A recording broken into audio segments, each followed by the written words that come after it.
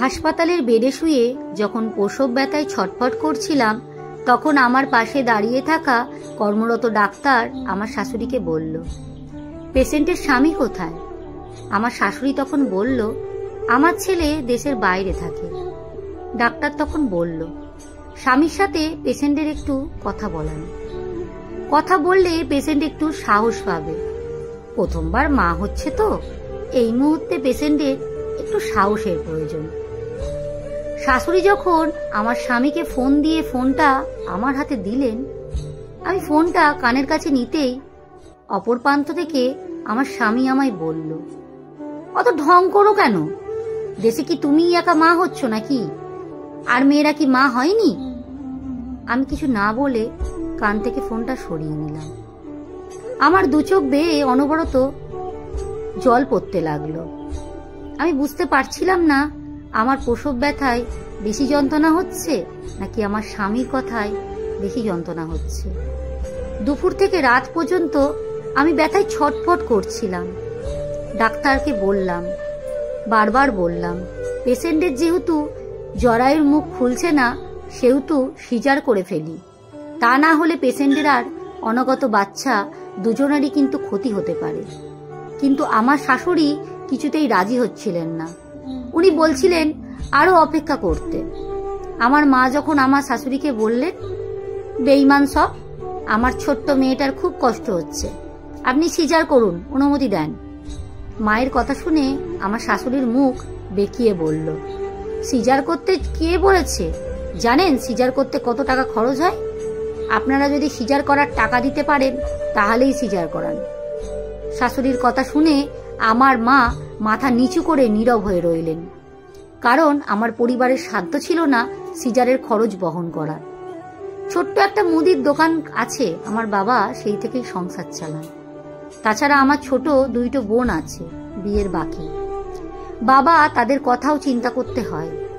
আমি পাশে বসে থাকা মাকে বললাম, মা, আমি যদি ব্যথায় মরেও যাই তবুও আমাকে সিজার করিও না। মা তখন আঁচল দিয়ে চোখের জল মুছছিল আর আমার মাথায় হাত বুলিয়ে দিচ্ছিল। কিছুক্ষণ পর শুনি শাশুড়ি স্বামীকে ফোন দিয়ে বলছে, তোর বউ ঢং করতেছে, ইচ্ছা করে চেল্লাচেল্লি করছে, হাসপাতাল মাথায় তুলে ফেলেছে। আমি নিজেও তো 5 মাসের মা হয়েছি, কখনো তো এমন ঢং করিনি রে বাবা। শাশুড়ির এই কথাটা আমার পাশে দাঁড়িয়ে থাকা কর্মরত ডাক্তাররা শুনে ফেলেছিল। উনি আমার শাশুড়িকে ধমকের সুরে বললেন, কি সব ফালতু কথা বলছেন? নিজের মা হয়েছেন, নিজে বোঝেন না মা হওয়ার যন্ত্রণা কতখানি? একটা মেয়ে যন্ত্রণায় কাতরাচ্ছে আর আপনি আপনার মনে ইচ্ছে যা তাই বলছেন, সে ঢং করছে। অত লো মেন্টালিটি কেন আপনার? এই মুহূর্তে যদি সিজার না করানোর হয় তাহলে কিন্তু মা সন্তান দুজনেই মারা যেতে পারে। ডাক্তারের ধমক সুরে কথা শুনে শাশুড়ি সিজার করার অনুমতি দিল। সিজার করার পরে 8 দিন হাসপাতালে ছিলাম। ওই 8 দিনের মধ্যে আমার স্বামী আমার সাথে একবারের জন্য ফোন করে কিছু বলেনি। শাশুড়ি কি ঠিকই প্রতিদিন ফোন দিত, অথচ আমার সাথে একবারও কথা বলতে চাইতো না। 8 দিন পর আমি যখন বাসায় আসলাম, তখন আমি নিজেই ইচ্ছায় আমার স্বামীকে ফোন দিলাম। আমার স্বামী ফোন রিসিভ করে একবার বলেনি কি কেমন আছো কিংবা আমাদের সন্তান কেমন আছে।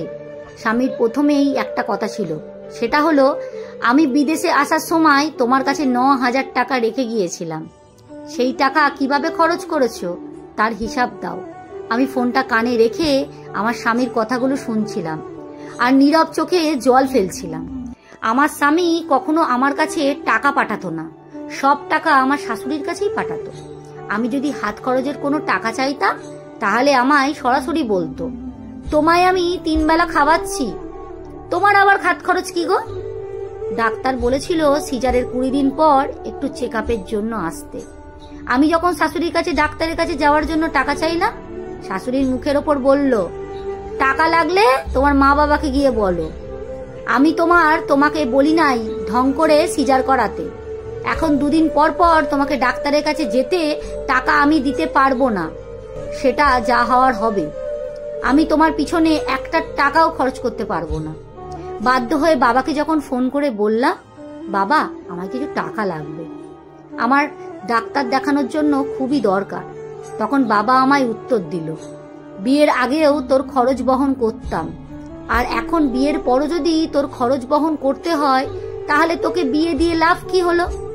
তোর বোঝা উচিত তোর বিয়ে হয়ে গেছে, তোর প্রতি এখন আমার কোনো দায়ভার নেই। আমি বাবার কথা শুনে ফোনটা রেখে দিলাম। আর যদি বাবা বলতো আমার কাছে টাকা নেই, আমি দিতে পারবো না, তাহলে হয়তো কোনো কষ্ট পেতাম না। কিন্তু বাবা যখন বলল আমার প্রতি তার কোনো দায়ভার আর নেই, আমি তখন খুবই কষ্ট পেলাম। তার মানে মেয়েরা বিয়ের পর সত্যিই বাপের বাড়ি থেকে পর হয়ে যায়? সিজার করার পর ৪৫ দিন পর্যন্ত খুব সাবধানে কাজকর্ম করতে হয়। কিন্তু আমি সিজার করেই বাড়ি আসার পর থেকেই শাশুড়ি আমার ওপর কাজের মাত্রাটা দ্বিগুণ বাড়িয়ে দিয়েছেন। আর তার কারণ হলো আমার কেন নর্মাল ডেলিভারি হলো না, আমার কেন সিজার লাগলো। সেদিন স্বামীকে যখন বললাম আমার শাশুড়ি ইদানিং খুব খারাপ যাচ্ছে জানো শরীরটা, আমার কিছু টাকা পাঠাবে, আমার ডাক্তার দেখানো খুব জরুরি, আমার স্বামী তখন উত্তর দিল, তুই এখনো ড্যাশ করিস না কেন? স্বামীর কথা শুনে নীরবে চোখের জল ফেলা বাদে আমার আর কিছু বলার থাকেনি। রাতে বিছনায় বসে ভাবছিলাম আমার জীবনের সবচেয়ে বড় ভুল হলো মেয়ে হয়ে জন্মানো, আর দ্বিতীয় ভুলটা হলো বাবা মায়ের পছন্দের পাত্রকে বিয়ে করা। এখন যদি আমি আমার স্বামীর সংসার না করি তাহলে আমার নিজের বাবা মাই আমার দায়িত্ব নেবে না, আর আমি যদি এই সংসার করি তাহলে প্রতিনিয়তই জ্বলে পুড়ে মরব। এই অবস্থায় একটা মেয়ে কি করতে পারে কিংবা কি করণীয়, এর উত্তরটা কি এই সমাজ কিংবা সমাজের মানুষ দিতে পারবে? প্রশ্ন রয়ে গেল এই সমাজ আর সমাজের মানুষগুলোর কাছে। ভিডিওটি যদি ভালো লেগে থাকে অবশ্যই একটা লাইক, কমেন্ট, শেয়ার করতে ভুলবেন না। লেখাটি সংগৃহীত।